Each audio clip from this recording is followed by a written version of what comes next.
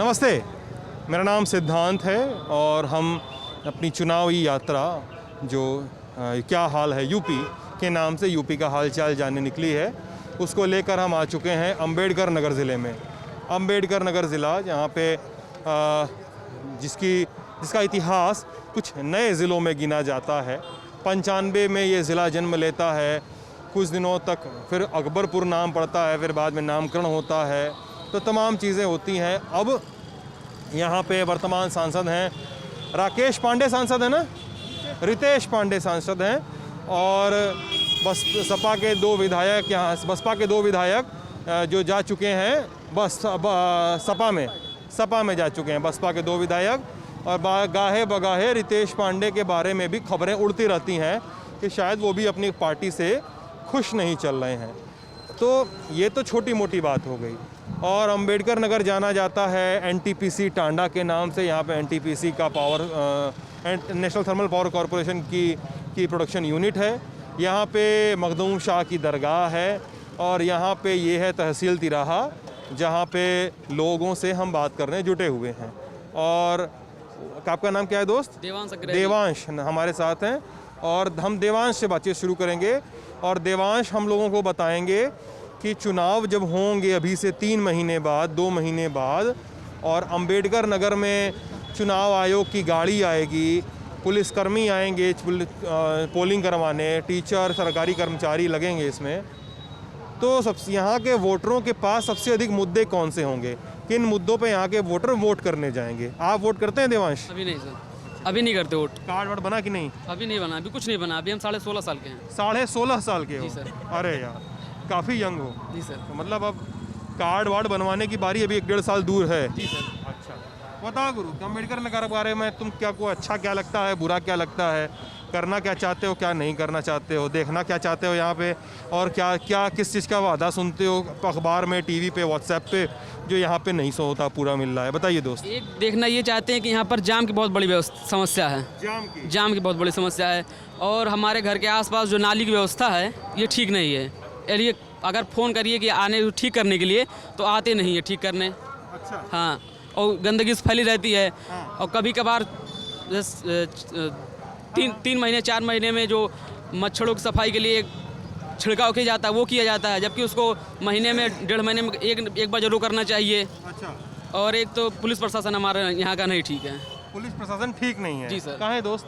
अरे बहुत परेशान करते हैं लोग इधर उधर। अरे दो, बिना डरे और बिना आराम से, बिना किसी परेशानी के बताओ कि पुलिस प्रशासन क्या परेशान करता है लोगों को, क्या दिक्कत पैदा करता है? तुम एक यंग आदमी हो और तुमको लगता है कि कुछ अगर शेयर करना चाहिए इस ज़िले के बारे में, तो उस हिसाब से बताओ दोस्त, बिना डरे। कुछ दिन पहले एक न्यूज़ निकला था कि वो कोई दरोगा साहब थे, वो कह रहे किसी छोड़ने के लिए थाने से, वो कह रहे थे कि बुलेट लेके आओ। बुलेट मांगे थे उसको रिहा करने के लिए। हाँ देखिए, बेवाना थाने की बात है, यहाँ की अम्बेडकर नगर में, क्या चाचा, अम्बेडकर नगर के। और एक हुआ था कि पुलिस कस्टडी में एक युवक की मतलब मृत्यु हो गई थी।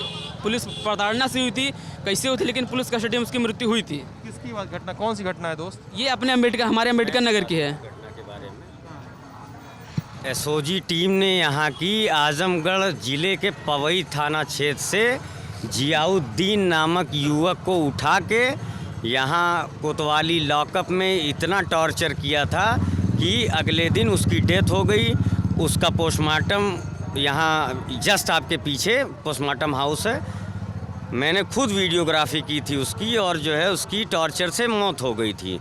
उस मामले में अम्बेडकर नगर MIM टीम और UP president MIM mister Shaukat Ali साहब ने नेता के लिए 2 मिनट बात कर यहाँ खड़े ये बताओ, घटना बता दो पहले, हम घटना जानना। FIR करवा के पूरी एसओजी टीम को निलंबित करवा दिया और 302 364 में मुकदमा दर्ज करवाया था। भाई साहब आप प्लीज़ डोंट डिस्टर्ब, प्लीज़। आप थोड़ा सा ड्रिंक किए हुए हैं, प्लीज़ थोड़ा सा आप। पूरी एसओजी टीम निलंबित हो गई, और जो है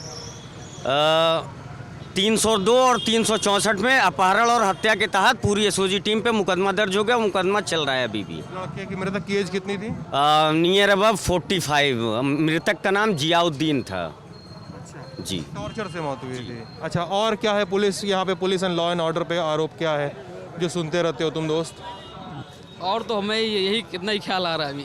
ये सब घटना कितने दिन पुरानी है? अरे ज़्यादा 6 महीने के पहले है। 2 महीना हुआ, 6 महीने के अंदर लगभग 2 महीना पहले है ना। 2 महीने 2 महीने के अंदर ही घटना है ये सब? अच्छा, 2 महीने के अंदर इतना सब हो गया पुलिस का कि मतलब बोला कि बुलेट लेकर आओ। ये घटना कहाँ की है? बुलेट लेकर ये आओ? बेवाना थाने की है। अरे बहुत सारी चीज़ें हैं, अगर बताने लग जाऊं तो सुबह हो जाएगी। चलिए मान लीजिए सुबह होगी, अब बताइए। बहुत सारी चीज़ें हैं, हाँ। जैसे अंबेडकर नगर, जिसको मायावती ने एक ऐसा ज़िला बनाया था कि अगर शायद जो है अब तक बीएसपी गवर्नमेंट होती तो ये एक उत्तर प्रदेश के सर्वप्रथम ज़िलों में होता। यहाँ का जितना डेवलप है वो बीएसपी की देन है, मेडिकल कॉलेज, इंजीनियरिंग कॉलेज और भी तमाम चीज़ें। लेकिन बीएसपी गवर्नमेंट ने एक चीज़ यहाँ पे बहुत गलत की कि आज तक यहाँ बीएसपी के परिवहन मंत्री श्री रामअचल राजभर जी परिवहन मंत्री यहीं के रहते हुए भी रोडवेज नहीं बना सके। ये सबसे बड़ी, जिसके कारण यहाँ डेली जाम लगा रहता है। जिस टाइम बच्चों की छुट्टियाँ होती हैं पूरे शहर में आप जाम पाएंगे हर एक बहुत रिस्की होगा वो तो। बहुत रिस्की। और ये मेन रोड, जिस रोड से आप आए होंगे, अगर आप लखनऊ की तरफ से आए होंगे तो फैज़ाबाद रोड पे कोई बाईपास नहीं है कि कोई लिंक रोड हो। नहीं, हम आजमगढ़ की तरफ से आए हैं। अच्छा, तो आपको कोई रोड नहीं मिलेगा कि आप शहर में बिना घुसे वहाँ पहुँच जाओ। एक घटना भी और की है हमारे यहाँ, मतलब कि मंडी में एक व्यवसायी के बेटे की हत्या हो गई है। अच्छा। हाँ, उसमें भी बहुत समस्या होता, सब जाम उम लगा था, बहुत लोग मतलब धरना उरना दिए थे, उसमें कोतवाल भी सब थोड़ा समस्या में ज़्यादा थी।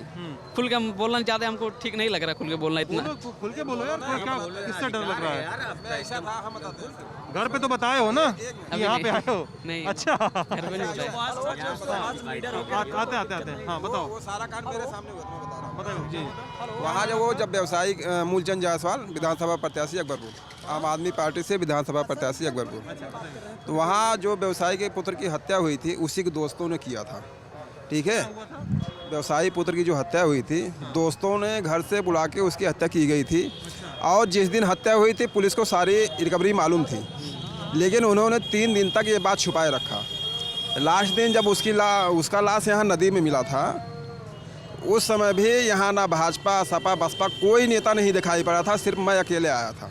मैं अकेले आके उसकी लाश निकलवाया, यहाँ पोस्टमार्टम हुआ था, उसके बाद मैंने पूरा यहाँ जाम लगवाया था।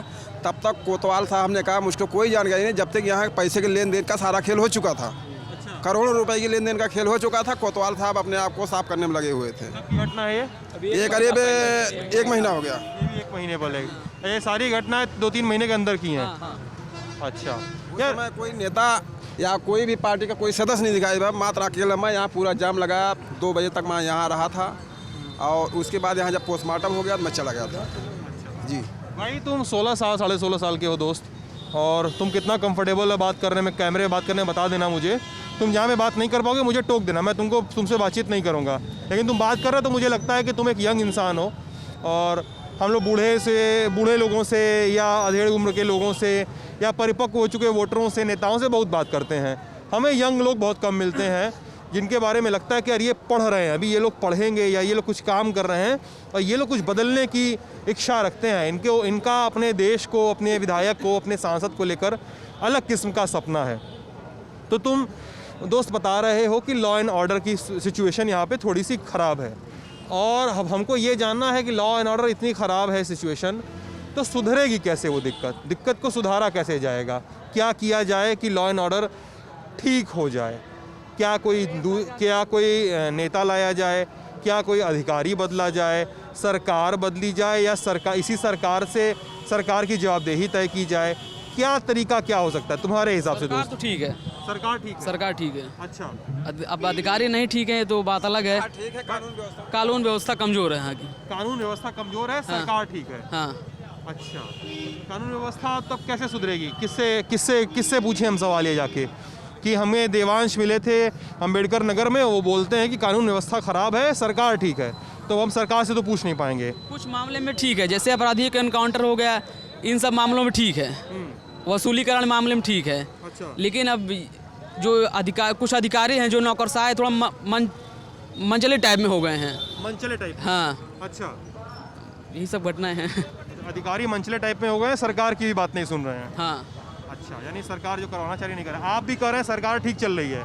नहीं, सरकार नहीं ठीक है, क्योंकि शिक्षा के मामले में और इलाज के मामले में सभी फेल। हमारे चाचा जी हैं, हाँ। अभी वो टीचर बने हैं, अभी कुछ टाइम पहले, मतलब 1-2 महीना हुआ है, उनकी सुल्तानपुर में ज्वाइनिंग हुई है, तो एक पैसा उनसे घूस नहीं लिया गया है और निष्पक्ष भर्ती हुई है। और हमारे घर के बगल एक हैं, उनके भी नाम नहीं ले चाहूँगा मैं, उनके भी बेटे का टीचर में नौकरी लगना था 2017 के पहले, मतलब कि योगी सरकार के पहले 4 लाख रुपए उनसे घूस मांगा गया था।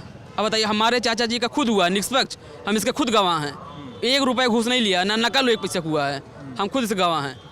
अब भर्ती लेट आ रही है, इसकी दिक्कत हो सकती है, जनसंख्या इतनी ज़्यादा है, भर्ती कम आ रही है, होगी, अब हो जा लीक होता है पेपर, कहते हैं सरकार लीक, सरकार कैसे लीक करा रही है? अब सरकार वहाँ बैठ के थोड़ी सबको पकड़ के लेके चल तुम पेपर दो, अब ना तुम पेपर दो, बीच में जो लोग हैं पकड़े जा रहे हैं, सब किनारे हो रहे हैं, अपने जेल में जा रहे हैं। लोग बताते हैं यार, सरकार पे सवाल उठा रहे हैं कि यार सरकार इसलिए पेपर लीक करवाती है। लोग ये बोलते हैं कि भाई सरकार को किसी को ज्वाइनिंग नहीं देना है, भर्ती नहीं करवाना है। ये हाँ, हमारे साथ एक मामला हुआ था। इनको सुनते हैं फिर तुमसे जवाब। हाँ बोलो दोस्त, क्या नाम है? एक भर्ती थी, संचित चतुर्वेदी नाम है हमारा। संचित, हाँ चतुर्वेदी। 2015 हम मौके पर टीचर हैं, बेसिक में, बेसिक एजुकेशन में टीचर। बताइए दोस्त। तो ये 2015 की भर्ती थी, अधीनस्थ से आई थी, लोअर करके थी। तो उसका हमने रिटर्न दिया था, इंटरव्यू दिया था, और इंटरव्यू के बाद हमारा उसमें नहीं हुआ, क्योंकि अब बताए भी क्यों नहीं हुआ, कितना नंबर आपका है या कट ऑफ मेरिट कितनी गई है, ये सब कुछ वो बताए नहीं।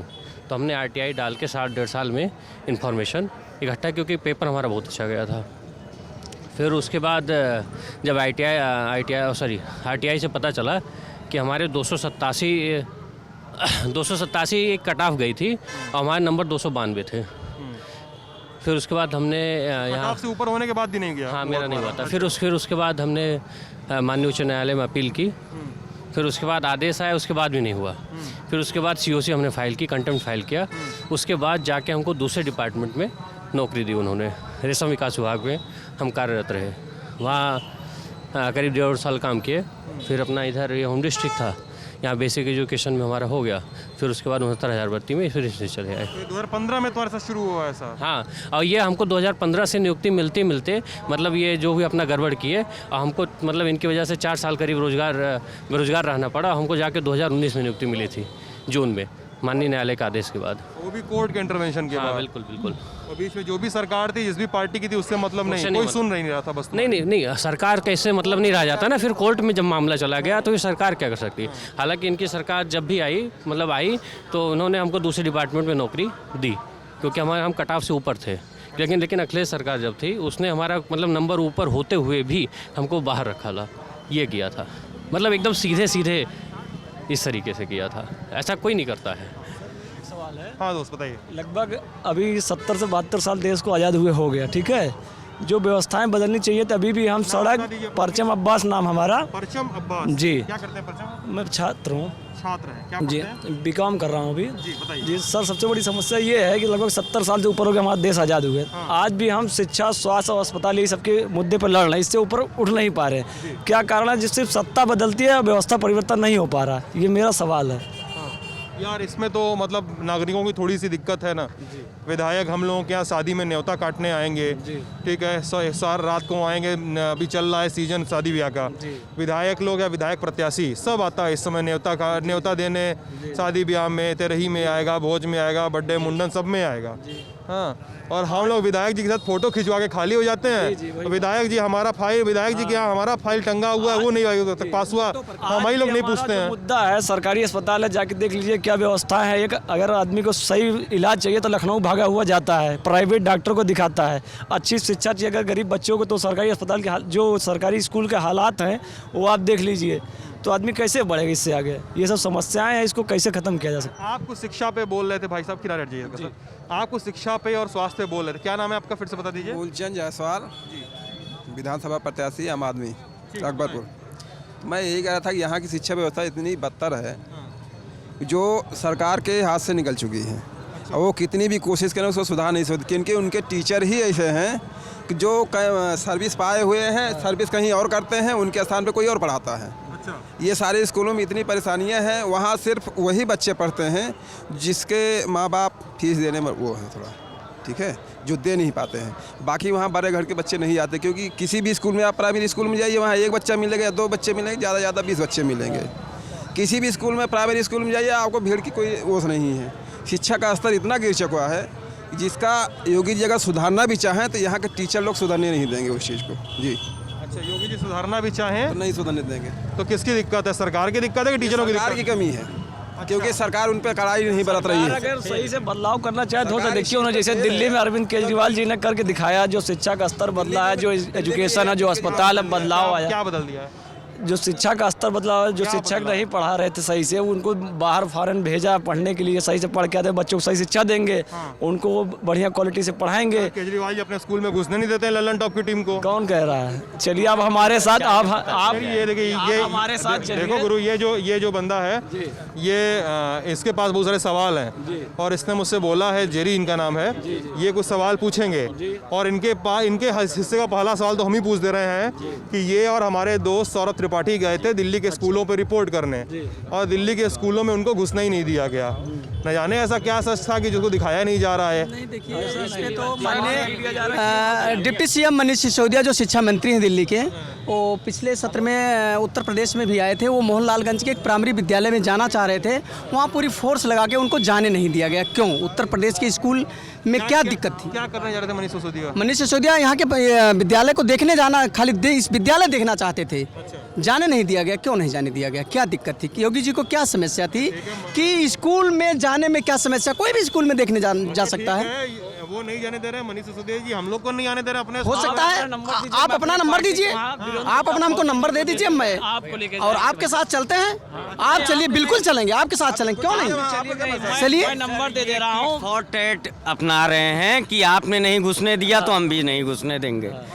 कुल मिला के ना ये गवर्नमेंट अच्छी ना वो गवर्नमेंट अच्छी, सब अपना अपना मतलब निकाल रहे हैं, सत्ता की मलाई काट रहे हैं, योगी जी भी और केजरीवाल जी भी। ठीक है सर, केजरीवाल जी मुसलमानों के एरिए में शराब खाने खुलवा रहे हैं और उसके बाद जो है जहाँ स्कूल की ज़रूरत थी वहाँ शराब खाने खुलवा रहे हैं, जहाँ शराब खाने की ज़रूरत थी वहाँ जो है स्कूल खोल रहे हैं। ये कुल मिला के दिल्ली की अगर बात करें तो वैसे बात इस टाइम यूपी की करनी चाहिए, क्योंकि माहौल यहाँ का गर्म है चुनावी। बात हम दिल्ली की कर रहे हैं, लेकिन दोस्त आम आदमी पार्टी वाले तो दिल्ली का एग्जाम्पल लेकर आएंगे ना। सर, आम आदमी पार्टी दिल्ली में भी पूरी तरह फेल है। वो एक लहर थी कि वो जीत गए। आम आदमी पार्टी क्या है, जस्ट वेट, अभी मैं अपनी बात पूरी कर लूँगा तो आप करिएगा। Aam Aadmi party is the second BJP, I think so. Second BJP? अच्छा, because of BJP is hard Hindutva and Aam Aadmi party is the soft Hindutva. Soft Hindutva Aam Aadmi party, क्यों? इसलिए कि केजरीवाल जी जो विकास और शिक्षा और अस्पताल की बात करके सत्ता में आए थे, सत्ता में आने के बाद वो अयोध्या जी के लिए ट्रेन चला रहे हैं, अजमेर के लिए ट्रेन चला रहे हैं। ये क्या बात हुई? आप जिस चीज़ का वादा करके आए थे वो करिए। आपकी नानी ने मना किया था कि जो है राम जी के लिए नहीं कुछ, ये आप पलट के आ गए कि जो है आप वहाँ जो है अयोध्या के दर्शन करिए, ट्रेन फ्री में जाके वहाँ फ़ोटो। कुल मिला के इस पूरे चुनावी सीजन में कौन कितना ज़्यादा बड़ा हिंदू है ये साबित करने पे लगे हैं। उसमें केजरीवाल, अखिलेश यादव, राहुल गांधी सब अपने आप में लगे हुए हैं। राहुल गांधी और अखिलेश यादव भी लगे हुए हैं। बिल्कुल श्योर। अखिलेश यादव तो मेरे ख्याल से इस टाइम अगर मैं समझ सकता हूं तो मैं नरेंद्र मोदी से ज़्यादा एंटी मुस्लिम अखिलेश यादव को समझता हूं। नरेंद्र मोदी तो कहीं ना कहीं मुसलमान नाम ले लेते हैं, अखिलेश यादव तो लफ्ज़ मुसलमान लेने से कतराते हैं कि कहीं हिंदू वोट कट न जाए उनसे और मेरी सरकार सत्ता में आने से रह न जाए। क्योंकि हमेशा उन्होंने उत्तर प्रदेश के 20% मुसलमानों की वोट को बेवा का माल समझ के लिया और दिया कुछ नहीं। हमेशा मुसलमानों की 20% वोट लूट के ली और उसके बाद उनके मंत्री विधायक फॉर्चूनर एंडीवर से चले। उसके बाद मियाँ जी को एक प्लेट अफ्तारी और एक मुशायरा और ई रिक्शा थमा दिया। और अब की बार जब से ओवैसी आ गए तब से उनकी जो है एकदम सिट्टी पिट्टी गुम है कि अब क्या करें, अब तो मुसलमान भागा चला जा रहा है। इसके लिए 20 बार ओवैसी साहब की पार्टी के लोग गए गठबंधन के लिए। इनको डर है कि हमारी सत्ता की जो मेन सबसे मजबूत कंधा है मुसलमान उत्तर प्रदेश का, 4 करोड़ मुसलमान कहीं खसक न जाए, इसके डर से उन्होंने गठबंधन में शामिल नहीं किया। उन्होंने 2% के जाटों को, 7% यादवों को, 11% दलितों को, ओम प्रकाश राजभर को, सबको शामिल कर लिया। सब आओ सनम जाओ सनम। लेकिन मुसलमानों की पार्टी जैसे ही जो है प्रतिनिधित्व करने वाली MIM गई, उन्होंने मना कर दिया। अच्छा, दोस्त आपका नाम क्या है? Saddam Hussain, Saddam. District vice president MIM Ambedkar Nagar. ठीक है। कोई पार्टी भाई साहब किसी धर्म की होती है, मैं बेकार है मुसलमानों की जो एक है सेकंड वो- मैं पूछ लूं भाई, एक सेकंड भाई, अगर भाई एक सेकंड भाई सद्दाम जी, मेरा एक सवाल है आपसे। ये सवाल आपके ही कमेंट से उपज रहा है। आप अरविंद केजरीवाल को सॉफ्ट हिंदुत्व और बीजेपी को हार्ड हिंदुत्व कह रहे हैं, मतलब वो एक धर्म विशेष की राजनीति कर रहे हैं। आपका कहने का मतलब ये है। बिल्कुल। यही आरोप MIM पे क्यों नहीं लगना चाहिए? क्योंकि वो मुस्लिमों की पॉलिटिक्स कर रही है, वो भी एक खास धर्म और समुदाय की पॉलिटिक्स कर रही है। सर, यही आरोप अगर MIM पे लगे तब आप क्या कहेंगे? मेरा ये सवाल है, बताइए। हिंदुस्तान में सर दलितों के बाद सबसे ज़्यादा जिस कम्युनिटी पे जुल्म हुआ वो है मुस्लिम। हर तरह से उसको शिक्षा में पीछे किया गया, स्वास्थ्य में पीछे किया गया, एजुकेशन में पीछे किया गया। जी यस, कांग्रेस ने किया, सपा ने किया, बसपा ने किया। जितने भी सो कॉल्ड सेकुलर पार्टीज थी, इन्होंने मुस्लिमों का वोट तो लिया लेकिन इनके लिए कभी कुछ नहीं किया। और जिन्होंने करने की कोशिश भी की तो उनको फट से दबा दिया गया। कहने का मतलब ये है सर कि अगर हम 20% यहाँ उत्तर प्रदेश में हैं तो हमारी एक, मेरे कहने का मतलब है सर, हर कम्युनिटी की अपनी एक वॉइस है, अपना एक नेता है, तो हमारा भी एक नेता होना चाहिए। जी सर। चलिए, MIM वाले ये बताएं, अब आप MIM से ही हैं, आप लोग लड़ेंगे ही यूपी में, चुनाव लड़ने ही वाले हैं। अकबरपुर विधानसभा सर। अकबरपुर विधानसभा। आप खुद भर रहे हैं क्या जी, पर्चा? मैं खुद आवेदन करूंगा सर। अच्छा, पर्चा टिकट सिंबल मिल गया है? नहीं सर, अभी फाइनल अभी हो सिंबल जाए वाली उधर लड़ाई से। तो होनी अभी बची है। राष्ट्रीय अध्यक्ष जी आज हमारे मेरठ आए हुए थे। हाँ जी CM कौन होगा आपका, CM कैंडिडेट? सर, जाहिर सी बात है CM कैंडिडेट जो हमारा होगा वो आप सबके सामने रखा जाएगा। चेहरा बीजेपी वाली बात कर रहे हो आप। ये बीजेपी वाले ये कहते हैं कि CM कैंडिडेट बताएंगे सर। फिर धीरे धीरे मैं देखिए बीजेपी वाले करते कि नहीं, ऐसे हर राज्य में वो लोग करते हैं कि नहीं कि हम CM कैंडिडेट की चुनाव के बाद बताते हैं। असम में तो उन्होंने सर, CM अगर बदल हम दिया। अकेले लड़ेंगे तो जाहिर सी बात है हमारे यहाँ जो सबसे मजबूत नेता होगा वो CM कैंडिडेट होगा। और मैं जानना चाहता हूँ, आप ये मुझे बताइए। सर, तमाम बड़े चेहरे हैं। हमारे state president mister Shaukat Ali साहब हैं और आसिम वकार साहब हैं और बहुत बड़े बड़े चेहरे हैं। तमाम हमारे साथ पवन राव अम्बेडकर जी हैं और भी बहुत सारे, अतीक अहमद का पूरा परिवार है और भी तमाम बहुत बड़े बड़े चेहरे हैं हमारे यहाँ। जी चलिए, सवाल आपसे है। हाँ, आपने उनसे अभी पूछा कि CM कैंडिडेट कौन है, तो नाम है आपका? दानिश अजीज़। पहली बात तो जनता नहीं चुनती है, जनता अपने विधायक को चुनती है और वो विधायक जाके CM डिसाइड करते हैं कि who will be the CM।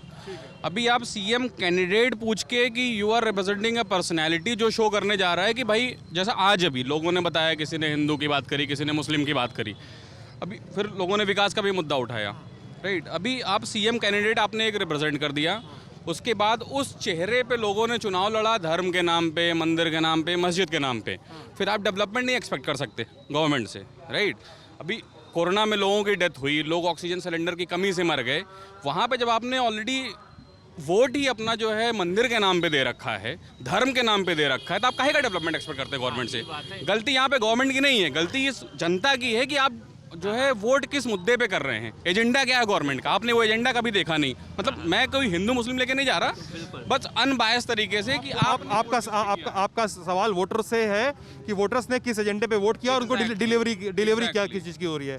आप ये कह रहे हैं। हाँ बोलिए, क्या बोल रहे हैं? हम ये कह रहे हैं कि अगर जैसे वो कह रहे हैं कि इनका नहीं प्रतिनिधित्व, तो क्या कोई जैसे कहीं जाते हैं कह रहे हैं कि मुसलमान पीछे हो गए, तो मुसलमान क्या सरकारी स्कूल में पढ़ने जाते हैं उनको रोज रोकता है? क्या वो सरकारी अस्पताल में जाते हैं कोई रोकता है? किसी कोई भर्ती आती है, फार्म भरते हैं, कोई रोकता है? नहीं वो बात वो नहीं। देखो पर्टिकुलर घटना पे ना जाओ। पर्टिकुलर घटना हर जगह नहीं पर्टिकुलर घटना हर जगह होगी, हर देश में होगी, हर देश में, हर काल में, हर समय में। कितने मुसलमान यहाँ पर पहले पूरी बात कहो। मैं ये कह रहा हूँ कि स्कूल में जाता है कोई रोकता है, अस्पताल में जाता है कोई रोकता है, और आप आगे बढ़ो ना, आप आगे बढ़ो क्यों? कोई रोक थोड़ी ना रहा है आपको, बिल्कुल आगे। दूसरी बात कहा कि उन्होंने जो है दिल्ली के एजुकेशन की बात की, तो कहे कि यहाँ के एक भाई साहब थे, कहे कि यहाँ के टीचर नहीं पढ़ाते हैं। तो ये सवाल है, दिल्ली में क्या ऐसा तो नहीं किया ना केजरीवाल सरकार, अगर उसने बढ़िया किया वहाँ के सारे टीचर हटा के दूसरे भर लिए? टीचर वही थे, स्कूल वही था, स्टाफ वही था, यही सब तो था। तो यहाँ भी टीचर हैं, स्टाफ है, सब कुछ है, तो चेंजिंग लाए ना, क्या दिक्कत है?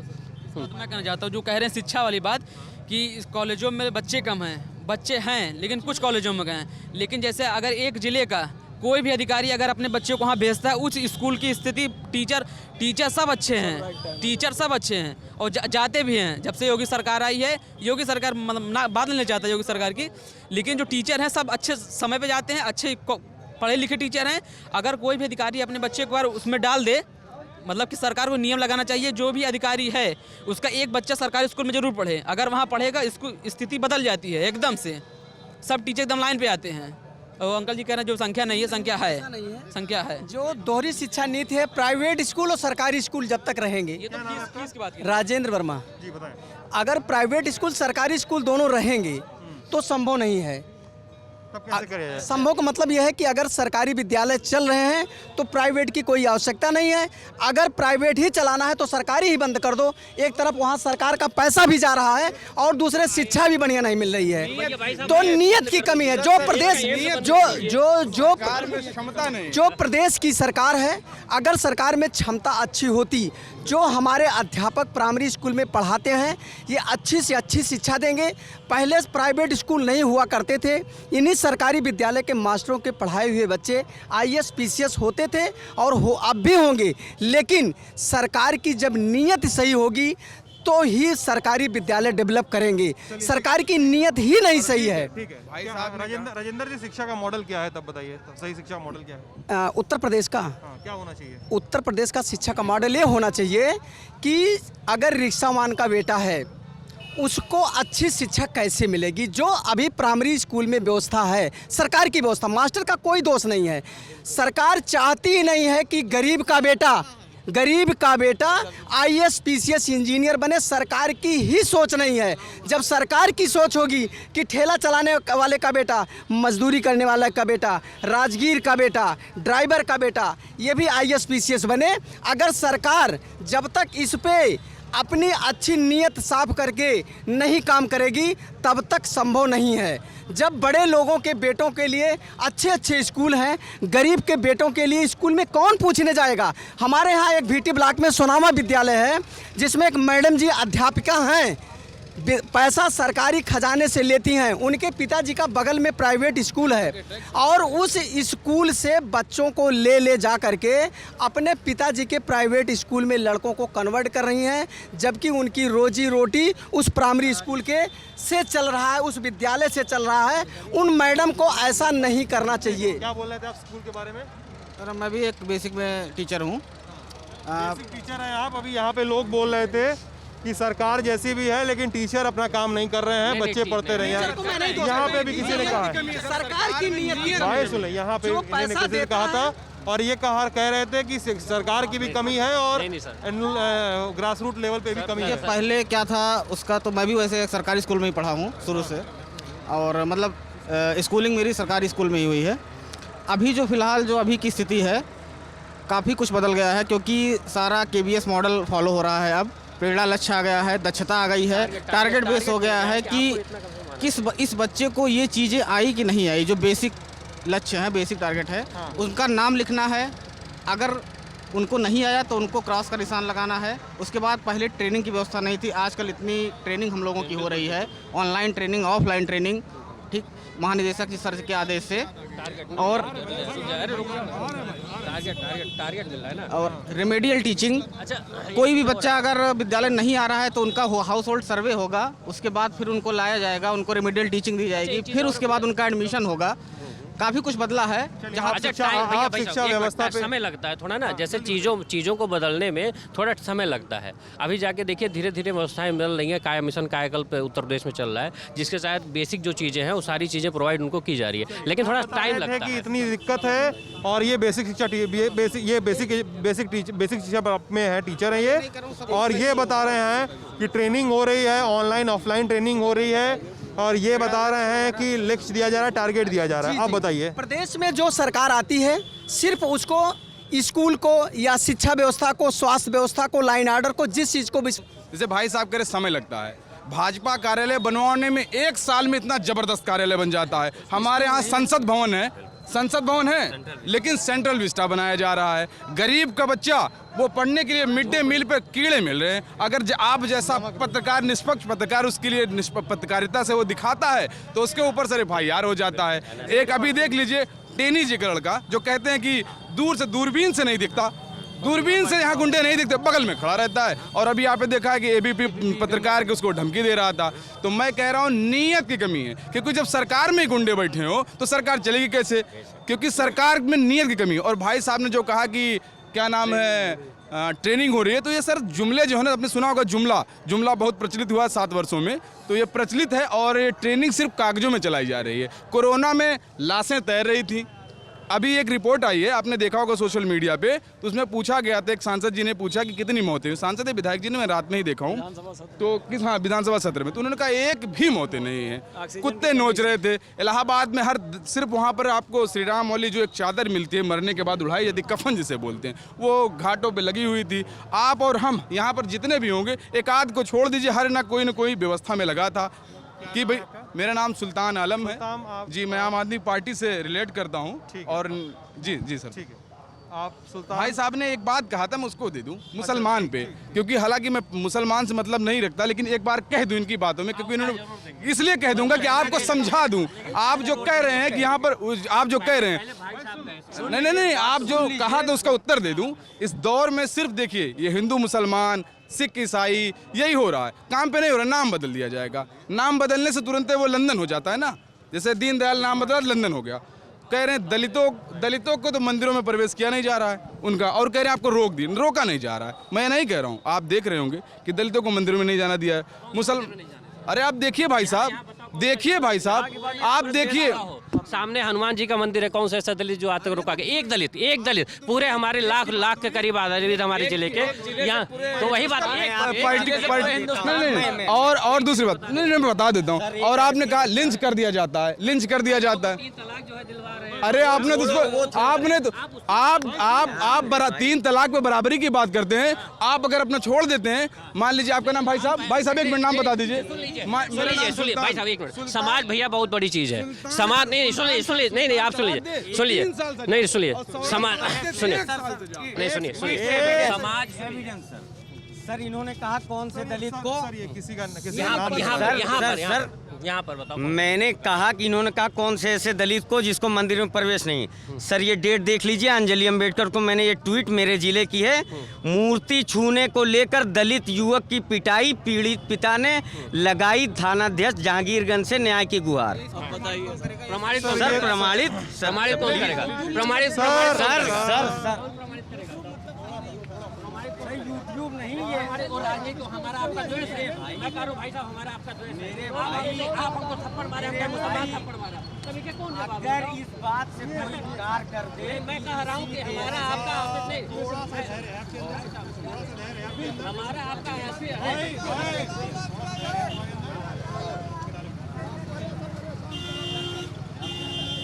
थोड़ा सा गैप बना लीजिए, बोलने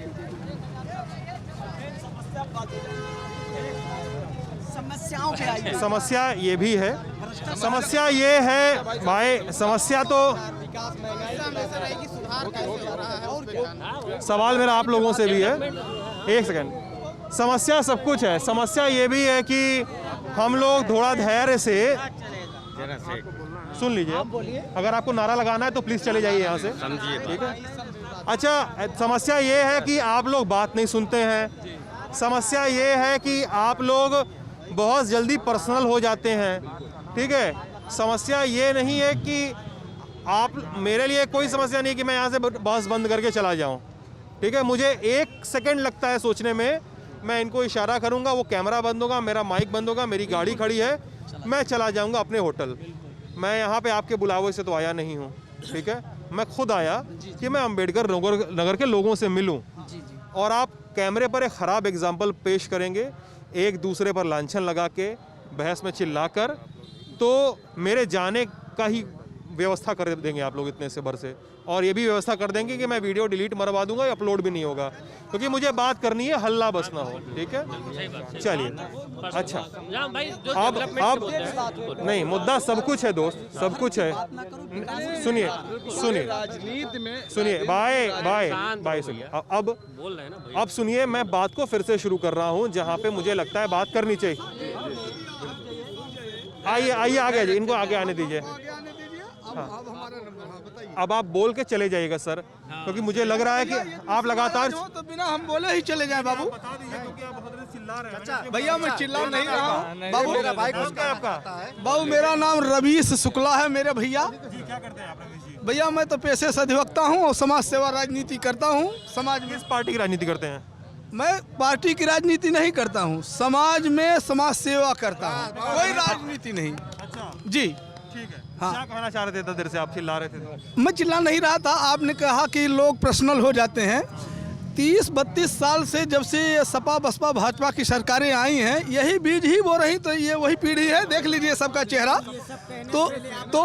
तो वही 30-32 साल से जो बीज बोया गया है, बस वही सब उपज है, वही दिख रहा है आपको, तो इससे घबराइए मत। 32 साल से, और 30-32 साल पहले जो पार्टी की सरकार थी वो कांग्रेस की थी, और आप कांग्रेस के नेता हैं या नेतागिरी कर रहे हैं, ये आप बताएंगे नहीं कैमरे पे? नहीं देखिए, कांग्रेस की नेतागिरी तो हर कोई जो अच्छा होगा करना चाहेगा, जिसको। अरे आप हैं कि नहीं ये तो बताइए भाई, मैंने आपसे क्या कहा? मैंने क्या कहा आपसे कि आप नेतागिरी नहीं करते? आप से अधिवक्ता हूँ, मैंने कहा ना, मैं एडवोकेट हूँ। मैं आपको रवीश जी, आप 15 सेकंड की बात पे 3 बार पलट रहे हैं। पहली बार कहे नेता है, पहली बार कहे नेता नहीं है, राजनीति करता है कि नहीं? पैसे से राजनीति, देखिए मैंने फिर कहा मैं पेशे से अधिवक्ता हूँ, मैं आपको अपना कार्ड दिखा दूँ, ठीक है। मैं कहाँ कह रहा हूँ कि आप अधिवक्ता नहीं है, आप मुझे कहीं जोड़ रहे हैं। लेकिन अगर राजनीति कर रहे हैं किसी पार्टी की, किसी पार्टी का प्रचार करते हैं, कार्यकर्ता हैं, तो छुपाने की क्या जरूरत है? कोई कहीं छिपाएंगे? हाँ, कोई पार्टी, कोई भी आदमी यदि यहाँ सही बात करेगा तो मैं उसका साथ दे दूंगा कि भैया ये आदमी सही बोल रहा है, सही के लिए लड़ रहा है। जैसे सुन लीजिए, आपने कांग्रेस की बात कही, तो हमने कांग्रेस के लिए 1-2 शब्द मैं कह दूं। कांग्रेस की बात आपने कहा ना, कांग्रेस से मेरे खानदान में 2 लोग विधायक रहे, मेरे खानदान में, मेरे परिवार में नहीं। एक थे भगवती शुक्ला और दूसरे जियाराम शुक्ला, उनके सुपुत्र। 4-5 बार विधायक रहे, बाप बेटे मिला के दोनों लोग। और यहाँ उनके पास 0 भूमि है, 0 मतलब लहसुन गाड़ने के लिए भूमि।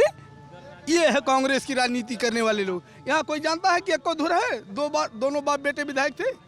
नहीं है। और कहीं तो होगा। अरे यार, तो वहीं बता दो ना कहाँ है, जब सब प्रूफ है कि और कहीं नहीं है। तो भाई हो सकता नहीं मिला उनको, हो सकता है भैया लंदन में हो। अब आप लोग सही कह रहे हैं। अरे सुनिए, विधानसभा के अरे निवासी सुनिए, वहाँ खेत बाड़ी नहीं है। ऐसा देखिए, कांग्रेस में आपके जो रिश्तेदार हैं, उनके जैसे विधायक भी हैं। कांग्रेस में प्रमोद तिवारी भी हैं, जानते हैं? वो भी हैं। उनको इस इलाके में उनके बारे में कहानियाँ चलती हैं। उनके पास ज़मीन है, आपके पिताजी के आपके घर में जो रिश्तेदार हैं, उनके पास लहसुन गाड़ने तक का ज़मीन नहीं है। तो गुरु, ऐसे एग्जाम्पल तो थोड़ा गड़बड़ा जाएगा ना। सुनिए, कहने का मतलब उन लोगों ने, कांग्रेस के लोगों ने भ्रष्टाचार किया ही नहीं। लोग कहते हैं ये लड़ाई हम नहीं है। अरे जब जिसके पास धन ही नहीं, वो क्या लड़ाई लड़ेगा भाई? जिसके पास भ्रष्टाचार के नहीं कर पाया है, धन नहीं कमाया है, वो कैसे करेगा राजनीति? एकदम ईमानदार मामला था, बहुत ईमानदारी, बहुत हरिश्चंद्र का दूसरा रूप, ये समझिए। दिल्ली से सरकार से चले गए वो लोग, ऐसे दिल्ली में सरकार बदल गई थी, आम आदमी पार्टी आ गई। क्यों? जब लोग कहे कि कॉमनवेल्थ में घोटाला हुआ। जैसे मैं आपको एक एग्जांपल दूं, मैं जैसे यहाँ जितने लोग हैं, या आपको भी, यदि आपको रोज अमृत ही पिलाऊं, तो एक दिन आप अमृत से भी उब जाएंगे, कहेंगे यार आज थोड़ा सा दूसरी चीज। अमृत पी रहे थे, ठीक है। तो ये ह्यूमन टेंडेंसी है, आदमी जो है कुछ न कुछ चेंज करना चाहता है। 15 साल बहुत होता है दिल्ली में, कम समय होता है दिल्ली में कंटिन्यू। मुख्यमंत्री को हरवा दिया। मैं सुबह 7 अरे प्रधानमंत्री तक हार गए इस देश में यार। पब्लिक लोकतंत्र में क्या मुख्यमंत्री की बात क्या करते हैं आप?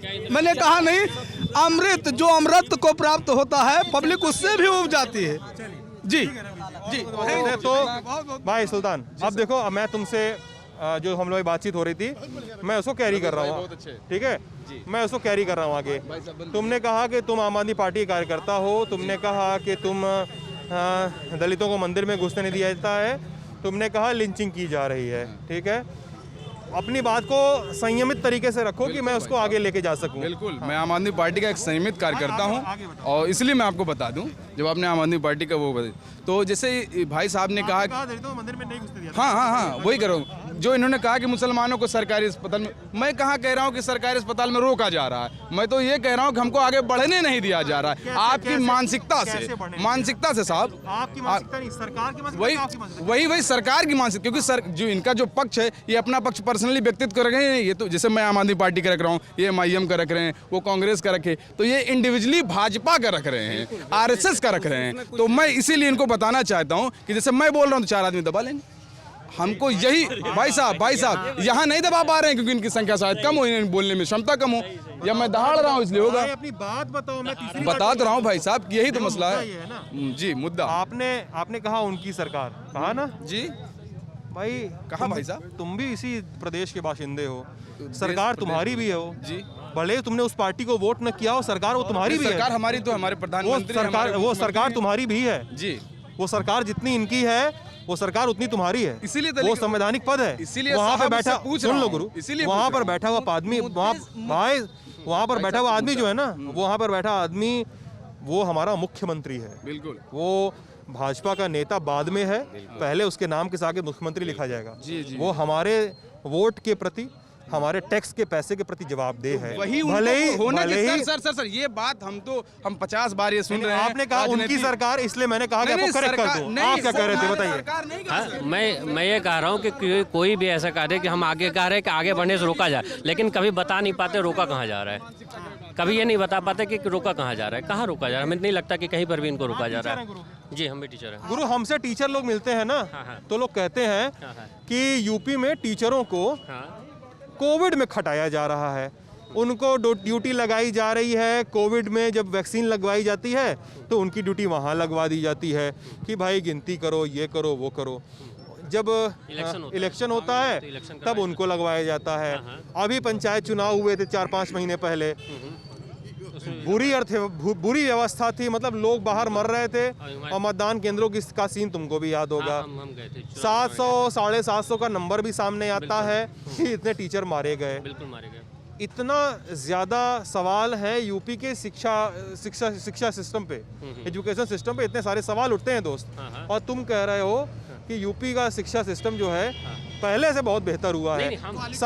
क्वालिटी ऑफ एजुकेशन की बात कर रहे हो, ठीक है। मैं ये कह रहा हूँ, चलो पूरे सिस्टम की बात करो। सिस्टम हम बता रहे हैं, जैसे क्या बीच में 2 साल कोरोना काल रहा, ऐसा नहीं सरकार काम नहीं कर रही है, सरकार मिशन कायाकल्प चला रही है। मैंने कहा कि सरकार काम नहीं कर रही, मैंने कहा कि शिक्षकों पे ज्यादा लोड है, मैं ये बात कर रहा हूँ। लोड है, बिल्कुल लोड है। जैसे भाई वैक्सीनेशन में ड्यूटी लग जाती है, चुनाव में ड्यूटी लग जाती है, तो क्या करेंगे, सरकार है, सरकार ड्यूटी लगाती है, ड्यूटी तो करना करेंगे ही ना भाई। ड्यूटी है वहाँ पे किसको लगना चाहिए? वहाँ पे तो भाई किसी हेल्थ केयर ऑफिशियल को रखना चाहिए कि टीचरों को लगाना चाहिए? वहाँ पे चुनाव वगैरह में काफी ज्यादा लोगों की जरूरत होती है। बताओ कोविड में किसकी लगानी चाहिए ड्यूटी? किसी हेल्थ केयर ऑफिसर की लगानी चाहिए कि वहाँ पे किसी टीचर की लगानी चाहिए? हेल्थ केयर ऑफिस, मतलब हेल्थ केयर की लगानी चाहिए। टीचर वहाँ सिर्फ काउंटिंग के लिए, सपोर्टिंग उनको स्टाफ के तरीके एक होते हैं। महामारी आई तो इसकी वजह से थोड़ा सा, महामारी है नाम ही इसका महामारी है, तो फिर क्या किया जाए, थोड़ा सा तो दिक्कत प्रॉब्लम सबको होगी। क्या बोल रहे हैं भाई क्या बोल रहे हो? मैं ये कह रहा हूँ कि जो सरकार के, आलोक सिंह नाम मेरा जी, मैं ये कह रहा हूँ कि जो भी टीचर हैं या जो भी सरकार कहाँ से आदमी लाए, हम ही आप सरकार है ना, हमारे आपके बीच से ही तो आदमी निकल के आएंगे, जो भी चाहे स्टाफ होगा चाहे जहाँ का भी होगा, ठीक है। तो उसी तरीके सरकार ने सपोर्ट में लगाया, और इतनी बड़ी महामारी थी, कोई भी ऐसा XYZ कोई भी आदमी था, इवन बाहर का अंदर का या चाहे जिस पार्टी का था, सब लोगों ने मिल करके सपोर्ट किया और अपना भी किया। ऐसा नहीं कि सरकार का सपोर्ट किया है, सरकार का काम नहीं था, पूरे राष्ट्र का काम था। कोविड तो सबको हो रहा था, किसी को देख करके, जाति धर्म पार्टी या मजहब देख करके तो हो नहीं रहा था। तो इसमें तो, और ये भारतीय जनता पार्टी जैसी सरकार थी कि इतने बड़े आपातकालीन स्थिति को इसने बहुत अच्छी तरीके से संजोया, कि मैनेज किया, कि लोगों को अन्न दिया, राशन दिया। अभी कहा जा रहा है कि ऑक्सीजन की कमी से कोई मौत नहीं हुई जी, तो नहीं हुई ना ऑक्सीजन कमी से मौत। की भी मौत नहीं देखिए, सरकार की तरफ नहीं शिक्षक की मौत या ये तो एक जांच का विषय है। भाई भाई भाई देखो भाई भाई भाई देखो ये कैसे आप भाई कंफर्म कर सकते भाई हैं? क्या नाम है तुम्हारा, भूल गया? आलोक जी। आलोक जी आलोक गुरु यार, कोविड में रिपोर्टिंग करने हम भी निकले थे, जी ठीक है, और हमारे और दोस्त भी निकले थे। जी, मैंने सामने देखा है लोगों को तड़पते हुए। कोविड में हम भी भाई समाज भाई, सेवा करने सुन लो निकले थे। गुरु, मैंने सामने लोगों को देखा है तड़पते हुए, मैंने सामने लोगों को देखा है कि ऑक्सीजन नहीं मिल रहा है। और मैं गुरु देखिए, मैं कहीं- सुन लो गुरु, मैं लोगों के लिए मैं फ़ोन पे मैसेज पे ऑक्सीजन सिलेंडर का जुगाड़ किया है मैंने दूर दूर के इलाकों में कि भाई इनको ऑक्सीजन मिल जाए, ठीक है। और कई केसेस में ऑक्सीजन नहीं मिला है, कंसंट्रेटर नहीं मिला है, लोग मर गए। देखिए, मैं आप बता बताओ। मैं बता रहा मैं हूँ, आपको आप बताता इसी हूँ, जिले में रेल स्टाफ इसी जिले में महामाया राजकीय आपका मेडिकल कॉलेज है, 109 वेंटिलेटर है। सपा सरकार चली गई, भाजपा भी सरकार जा रही है, 114 वेंटिलेटर आज भी मृत पड़े हुए हैं, वो आज तक चालू ही नहीं हुए, ये भी सरकार नहीं चला सकी। ये व्यवस्था है। सर, अगर अंबेडकर नगर डिस्ट्रिक्ट में महामाया मेडिकल कॉलेज नहीं होता, डिस्ट्रिक्ट हॉस्पिटल नहीं होता, तो हो सकता कि यहाँ अंबेडकर नगर में लाशों की गिनती गिनने में भी टाइम नहीं लगती कि कितने लाशें गई यहाँ से। अगर कहीं पे आज भाजपा सरकार की देन है जो कि वैक्सीनेशन इंडिया लेवल पे टॉप क्लास पे चल रहा है, अंतर्राष्ट्रीय लेवल पे चल रहा है नंबर 1 का, जो कि वैक्सीनेशन हुआ, मेडिसिन हुआ, स्वास्थ्य विभाग की जितनी भी आवश्यकताएं थी उन्होंने भाजपा सरकार में पूर्ण हुई। और जो शुरू में थोड़ी सी जो दिक्कतें आई, रेयर स्टाफ रेयर केसेस थे। बताइए, जो चीजें मैं ये कह रहा हूँ, आपने कहा ना कोविड में जैसे हुआ क्या, ट्रांसपोर्टेशन के लिए कहीं दिक्कत आई, माननीय प्रधानमंत्री जी ने बाहर से इतना ऑक्सीजन बनाया, माननीय मुख्यमंत्री जी ने यहाँ आपके टांडा में एक विश्वकर्मा का प्लांट है, इवन उसको पूरी तरीके से फ्री कर दिया गया। ये पूरे प्रदेश में सबको फ्री कर, और अरे गए थे वहाँ मैं वहाँ स्वयं था, मैं विश्वकर्मा प्लांट पे गया था, उसमें मैं खुद ऑक्सीजन का प्लांट डालना चाह रहा था, तब मैं उनसे बात की थी। नहीं ऑक्सीजन का प्लांट डालना, मैं बताता हूँ ऑक्सीजन फ्री मिला है। मैं लाइन नहीं शुरुआत में लाइन तो सबको लगाना पड़ा, मैंने ये नहीं कहा भाई, सिंपल सी बात है। स्वास्थ्य व्यवस्था में ऑक्सीमीटर में घोटाला हुआ, बहुत बड़ा 900 रुपए का ऑक्सीमीटर 5-5 हजार का खरीदा गया है। स्वास्थ्य विभाग में उत्तर प्रदेश योगी सरकार में स्वास्थ्य विभाग में जितना घोटाला हुआ, इतना घोटाला देश की आजादी में कभी नहीं हुआ जितना योगी सरकार में घोटाला हुआ स्वास्थ्य विभाग में। सरकार ने घोटाला नहीं किया, मेडिकल स्टोर वालों ने उचित दाम पे बेचा नहीं, जितना जिसने कस पाया उतना कसा। सरकार सब चीजें छोटी छोटी चीजें नहीं ध्यान दे सकता, कुछ ऐसी चीजें होती हैं जिसको हमें आपको भी सहयोग करना पड़ता है। यहीं पे अगर कोई एक्सीडेंट हो जाता है तो पहले फोटो खींचा जाता है, उसको हेल्प नहीं किया जाता है। ये किसकी देन है? सरकार आएगी करेगी, उसको एम्बुलेंस बुलाया जाएगा तब वो हॉस्पिटल जाएगा। आदमी के अंदर मानवता कौन कहता है? कौन कहता है? कौन कहता हमके भाजपा सरकार ही थी जो कि फ्री वैक्सीनेशन करवा दी, और कोई सरकार होती तो करवा ही नहीं पाती। वैक्सीनेशन की आप ये संख्या भी तो देखिए। भाई भाई भाई भाई भाई भाई साहब भाई साहब भाई साहब, इस देश में कुछ भी फ्री नहीं है दोस्त। तुम्हारे हाँ? सुन लो इस देश में कुछ भी फ्री नहीं है। केजरीवाल कह रहे हैं अगर वो बिजली फ्री दे रहे हैं, और अगर सरकार कह रही है कि वो वैक्सीन फ्री में दे रही है, भाई हमसे तुमसे टैक्स लिया जा रहा है। तुम माचिस का डिब्बी लोगे, चाहे कार खरीदोगे, ठीक है, क्या टिकट बुक करोगे, तुम टैक्स दोगे। टैक्स शोषण नहीं है सर, भाई मैं तुमको इकोनॉमी का छोटा सा सिद्धांत बता रहा हूँ। कल ये भाजपा है या ये कोई भी नहीं, ये सारी पार्टी जो भी आएगी उस पर ये लागू होता है। कोई भी सरकार अगर कह रही है कि फ्री है तो भाई एक बार पलट के देख लो तुमसे बगल में लिया क्या जा रहा है, ठीक है। इसमें अगर जितने गरीब रहे हैं, 1500 रुपए की एक वैक्सीन है, कोई भी एक आदमी गरीब कहते कि मैंने 1500 रुपए दे करके लगवाया, तो ये एक अलग बात है कि ये तो व्यवस्थाएं हैं ना, ये तो सरकार की व्यवस्थाएं हैं। गैस सिलेंडर खरीदा भाई साहब, केंद्र सरकार से लोगों ने खरीदा। क्या बोले तो इधर लड़ने दीजिए, हाँ लड़ने दीजिए इधर थोड़ा सा, आप बताइए। हाँ सरकार भाई साहब कह रहे फ्री है, चलिए फ्री है, वो हमारी सरकार थी तो हमको फ्री दी, लेकिन मैं कह रहा हूं कि नहीं फ्री है, बताओ। आपने मैं भी कह रहा हूँ कि सब पहले आपने देखा होगा जब कोरोना का महामारी चल रही थी तो ये हो रहा था कि हमने पैसा जमा करा दिया, आज तक हमको डोजवे नहीं मिल रही है, कोरोना की वैक्सीनें नहीं मिल रही है। और आज एक पूर्वांचल एक्सप्रेस का उद्घाटन होना था, तो तो मोदी जी के लिए कम से कम 500-700 हजारों बस वहाँ खड़ी थी, जो भी बसें थी, अब सब वीडियो है। लेकिन वो गरीब मजदूर जो किसान का बच्चा जो बाहर था वो पैदल आ रहा था, तब नहीं था। उस दिन मैं यहीं पे था, मुझे सवारी नहीं मिल रही थी। मैं उसमें क्या लोगों को सरकार ने ही घरों तक पहुंचाया, कोटा के मैं उस समय पिकअप में बैठ के गोसाईगंज गया था, सारी बसें खाली यहाँ से सरकारी बसें जा रही थी। उस दिन मैं फिटनेस नहीं खराब होता। आवाज आप लोग की नहीं आएगी, मेरी आपकी आवाज मेरे कान में नहीं आएगी तो मैं माइक पे इसको रिकॉर्ड नहीं कर पाऊंगा। सुनने दीजिए। 2000 बसें बुक थी यहाँ से अयोध्या अम्बेडकर नगर, सारी बसें, और सारी बसें खाली गई थी लगभग। किसी बस में 2 लोग, किसी बस में 3 लोग, उसका वीडियो भी, उसका फोटो भी है। फिटनेस खराब नहीं होती सर। जब अगर कोई कांग्रेस, मैं नहीं कह रहा हूँ, कांग्रेस अगर कर देगी तो उत्तर प्रदेश में श्रेय ले लेती, इसलिए उसका फिटनेस खराब हो गया। और यहाँ खटारा बसें चलती, 7 घंटा लखनऊ लगता है, तब उसकी फिटनेस सही होती है। और योगी जी, मोदी जी का जब प्रोग्राम होता है तो सारी बसें वहाँ लगा दी जाती हैं, तब फिटनेस नहीं खराब होती और कोई गड़बड़ी नहीं होती। ये नीयत की कमी है सर, मैं कह रहा हूँ नीयत की कमी है। इनको काम करना नहीं आता, प्रशासन चलाना नहीं आता। उनको प्रशासन चलाने के लिए मेरी सलाह है कि कुछ दिन जैसे आम आदमी पार्टी के राष्ट्रीय संयोजक दिल्ली के मुख्यमंत्री अरविंद केजरीवाल शिक्षकों को इंग्लैंड भेजते हैं, विदेशों में ट्रेनिंग करने के लिए भेजते हैं, तो भेजें। यार वहाँ के मेरे साथी जेरी हैं, उनका एक सवाल सुन लो, ये पूछना चाहते हैं बहुत देर से। बताओ जेरी। जब गैस शिक्षक प्रोटेस्ट करते हैं तब भी तो आप लोग नहीं सुनते हैं। गेस्ट शिक्षक वहाँ एक वो मरा था, क्या नाम है उसका? गेस्ट टीचर, सुनो भाई सुनो थोड़ा। गेस्ट टीचर का प्रोटेस्ट और जेरी। और जब केजरीवाल जी जब वहाँ उस पर पहला प्रोटेस्ट जब कर रहे थे अन्ना हजारे के साथ, तब उन्होंने कहा था कि अगर मेरी सरकार बनती है तो मैं गैस टीचर्स को परमानेंट कर दूंगा। आज तक नहीं हुए वो। सर आपको ये लगता है ये नहीं मालूम हुआ है? सर आपको ये जानकारी आपको नहीं है, क्योंकि मैं अन्ना आंदोलन का ही आदमी हूँ। मैं आम आदमी पार्टी नहीं, मैं अन्ना आंदोलन का ही आदमी हूँ यहाँ पर। और आप जैसे भाई साहब ऐसे चौराहे पे खड़े हैं, देख लीजिए। हाँ, तो सुन लीजिए। आपको नहीं, भाई साहब को जवाब देना पड़ेगा ना। ये नहीं, बाद में उसका राजनीतिकरण किया गया। और आम आदमी पार्टी में से मैं ये नहीं कह रहा हूँ, उसके संस्थापक से शुरू करिए डॉक्टर कुमार विश्वास से, जो एक ज्ञानी, मैं ये नहीं कह रहा हूँ, पक्ष विपक्ष की बात नहीं कर रहा हूँ, एक इतना अच्छा व्यक्ति, ठीक है, नहीं वो एक अच्छी बात है। आप ये देखिए कि आम आदमी पार्टी से क्यों, कहाँ, एक चीज बताइए, भारतीय जनता पार्टी का अपना एक मूल सिद्धांत है, उस सिद्धांतों के अनुरूप आज भी वो उस पर हैं, और आज भी अडवाणी जी का वही सम्मान है। टीचर पे बात हो जाए। भाई साहब के आपके जो इनका जवाब दे दूं। जैसे भाई साहब आपके सहयोगी का सवाल था कि गेस्ट टीचरों के बारे में क्या हुआ।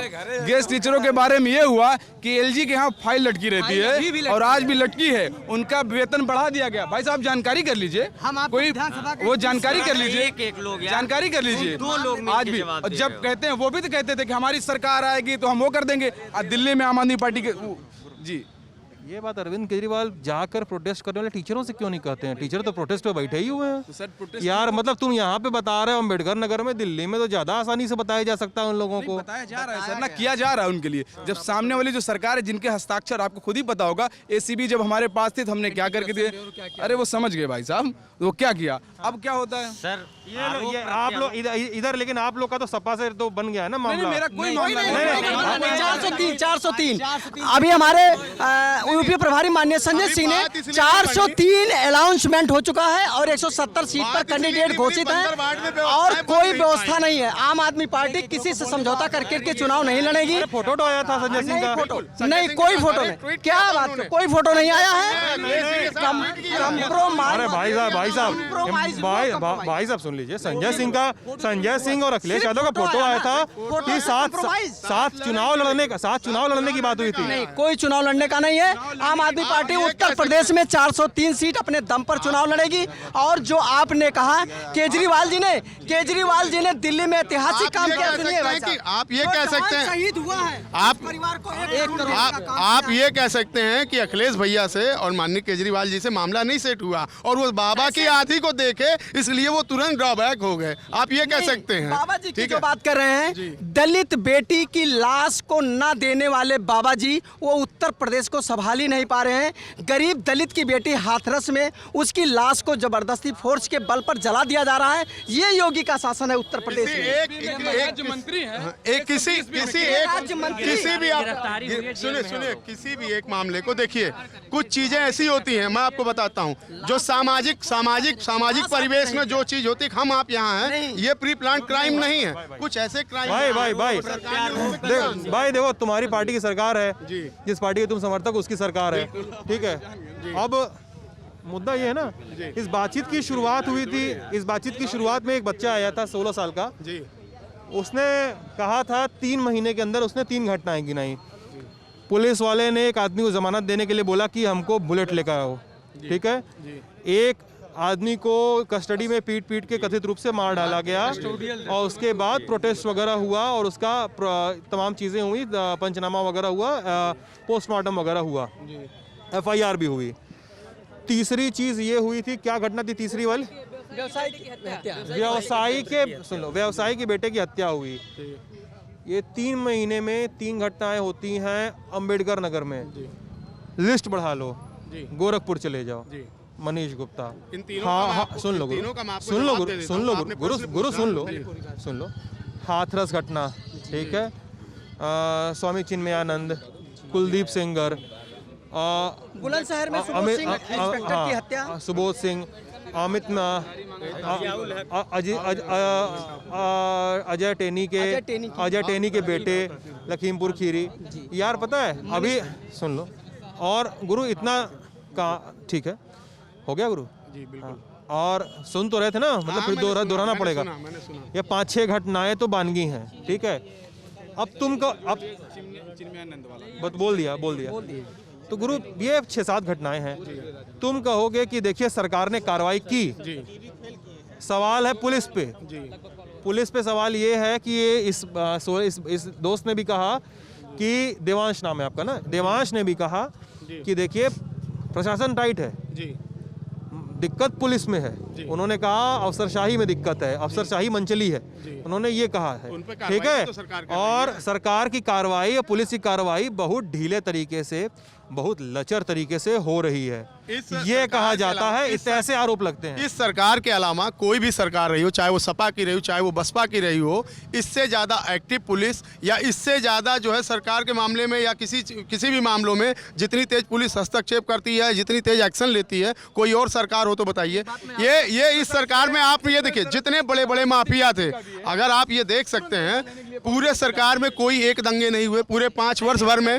आप एक चीज़ देखिए, मैं बताता हूँ, रुकिए। क्या था कासगंज, क्या था चंदन हत्याकांड हुई, कासगंज दंगा क्या था? आप आलोक जी, आप होमवर्क करिए। कासगंज दंगा हुआ योगी सरकार बनते ही, चंदन की हत्या हुई, उसमें चंदन के परिवार को ना अभी तक मुआवजा मिला, ना उसके परिवार को नौकरी मिली।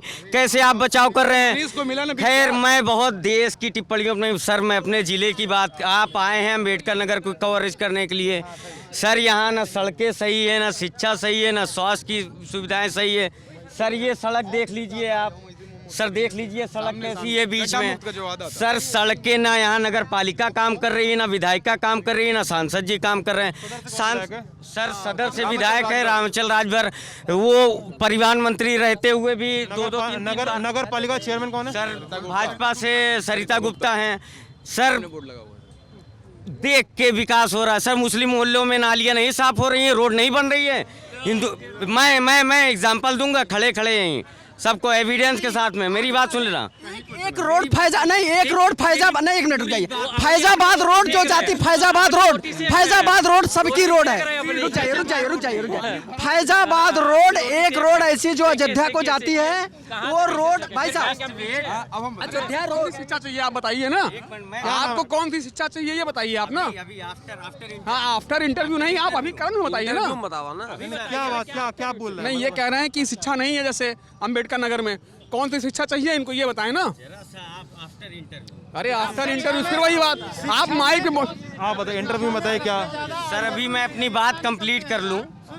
इधर ले लीजिए सर यहाँ सड़कें, सर यहाँ से एक सेकंड पहले थोड़ा सा आप लोग अपने अपने हाथों को थोड़ा आराम दीजिए।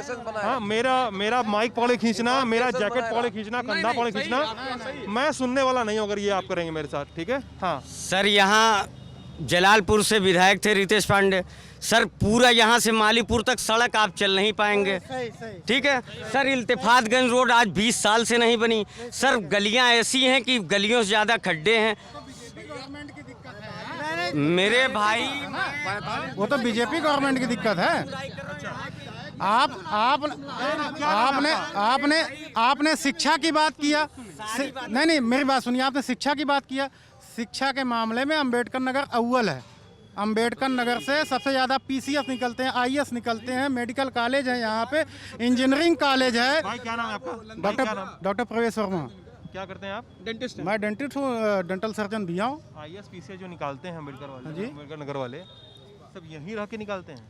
कहीं भी रह के निकालते। शिक्षा की बात कर रहे हैं ना, यहाँ तो यहाँ से एमबीबीएस भी निकल रहा है, यहाँ से एमबीबीएस भी निकल रहा है।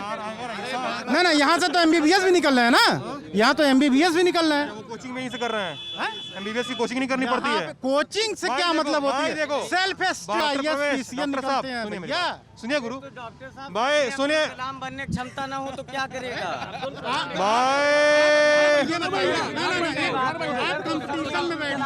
मेरी आपको तैयार है यार, हमेशा तैयार है यार।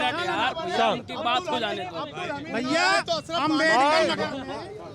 अम्बेडकर नगर में थोड़ा सा आपको ना, जब आप लोग को बात करना हो तो मैं बीच में खड़ा हूँ ना, तो मुझे बोलिए कि सर आप किनारे निकल जाइए, हम लोग दूसरा सर फोड़ लेते हैं। फिर वो हो जाए तो मैं बीच में आ जाऊंगा, क्योंकि मैं रोज ऐसी बहसें करता हूँ ना, तो मेरा बीपी बढ़ने लगता है कि भाई अब कुछ हो जाएगा मेरे ऊपर। तो गुरु देखो, अब आप बोलोगे कि अंबेडकर नगर की शिक्षा बहुत अच्छी है, बहुत अच्छी है भैया। अरे सवाल आने दो। आप किसी से पूछ लीजिए। अरे नहीं, सवाल तो आपसे ही होगा। गुरु, मेरे लिए शिक्षा वही अच्छी है कि लड़कों के या छात्राओं के जो नेट के एग्ज़ाम हैं, पीसीएस के एग्ज़ाम हैं, पीसीएस जे के एग्ज़ाम हैं, सुन लीजिए, आईआईटी हो गया, पीएमटी हो गया, में नीट पीजी ये सब हो गया, और सिविल सर्विसेज के एग्ज़ाम हो गए, तमाम भर्तियां हो गई। उनके लिए अगर शिक्षा की बात कर रहे हैं, मेरे लिए तो अच्छी शिक्षा व्यवस्था वो है कि भाई हम टैक्स दिए, हमारे टैक्स के पैसे से यहाँ पे डिग्री कॉलेज चल रहा है, वो डिग्री कॉलेज चल रहा है, वहाँ पे इतनी अच्छी पढ़ाई हो रही है कि मुझे टैक्स कि अपने टैक्स के पैसे से पढ़ने के बाद मुझे 5 लाख रुपए कोचिंग में नहीं देना पड़ रहा है।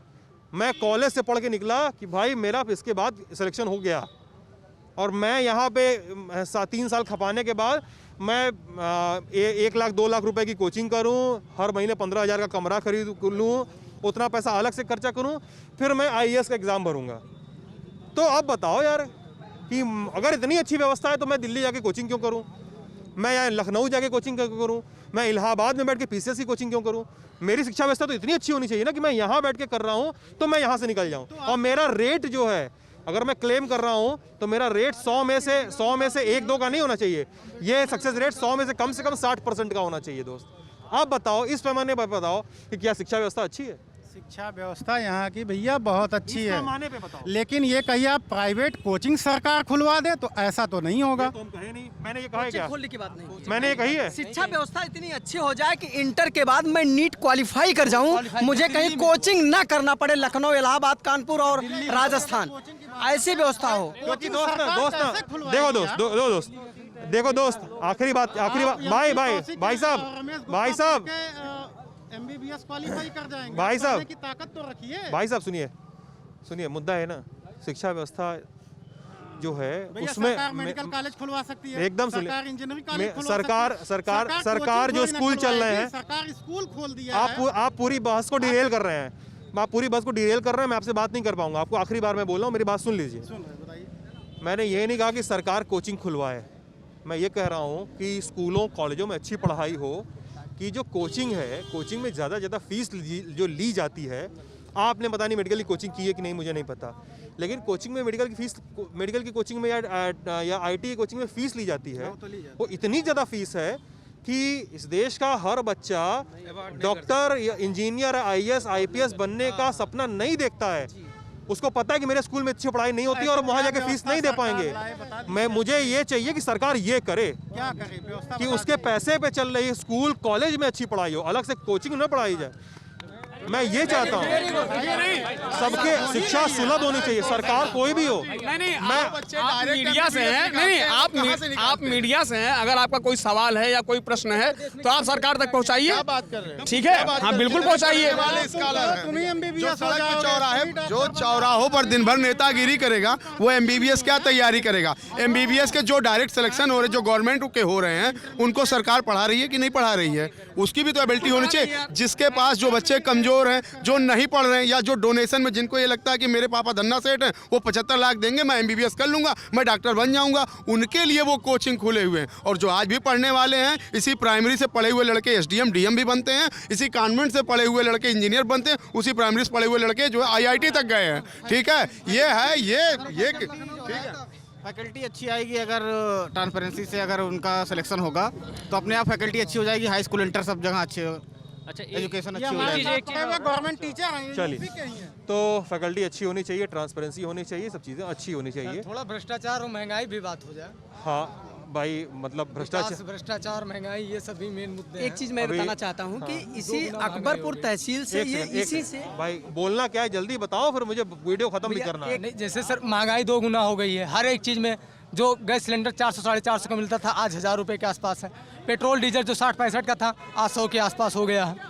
सभी चीज़ों में महंगाई 2 गुना हो गई है। अकबर महंगाई एक ग्रोथ करती है। जब आज जिस आप 400 सिलेंडर की बात कर रहे हैं, आज के 10 साल पहले आपके पिताजी कितनी तनख्वाह पाते थे, या लोग कितनी तनख्वाह महंगाई बढ़ी है तो महंगाई दर बढ़ी है, भत्ते बढ़े हैं, DA बढ़ा है, सब कुछ बढ़ा है। बिल्कुल आप देखिए 1987 में अस्पताल में लेने जाते थे 400 रुपये मिलती थी। हम जाते थे 5 किलोमीटर 10 किलोमीटर दूर गैस लेने जाते थे और वहाँ लाइन लगाते थे, रात पहुँचे गैस ख़त्म हो गई तो हमें गैस मिलती नहीं थी। 2 दिन जाते थे, 1 दिन की मजदूरी हुई 500 रुपये और 2 दिन की मजदूरी हुई 1000।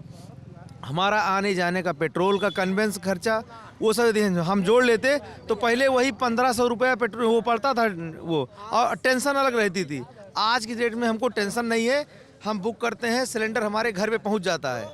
तो हमें वो चाहिए, सुकून चाहिए, ना कि टेंशन चाहिए। अरे ठीक है, लेकिन आदमी अफोर्ड कर सकता है। गैस भराना बंद कर दिया है। गरीब आदमी उज्ज्वला योजना वाला इस समय लकड़ी तोड़ने पर लगा है। और ऐसा कोई भी घर आप नहीं दिखा सकते हैं, कुर्सी बन के घर पे ऐसा कोई टैलेंट ऑफ यूपी पे बातचीत देख रहे थे, शुक्रिया।